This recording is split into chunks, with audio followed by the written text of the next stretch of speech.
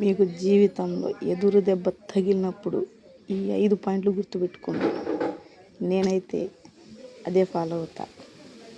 First point, ఈ ఒక్క చెడ్డ రోజు నా జీవితాన్ని నిర్దేశించలేదు.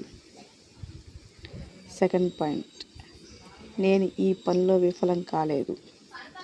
ప్రతి క్షణం, ప్రతి నిమిషం కూడా నేను నేర్చుకుంటున్నాను. థర్డ్ పాయింట్, నా నియంత్రణలో లేని విషయాలను నేను మార్చలేను. ఫోర్త్ పాయింట్, ఈ ప్రపంచంలో అన్ని పరిస్థితులు తాత్కాలికమే, ఈ క్లిష్ట పరిస్థితి కూడా అంతే. ఫిఫ్త్ పాయింట్, నేను ప్రతి క్షణం మళ్ళీ ప్రయత్నిస్తూనే ఉంటాను. విజయం ఎందుకు దక్కదో చూస్తాను.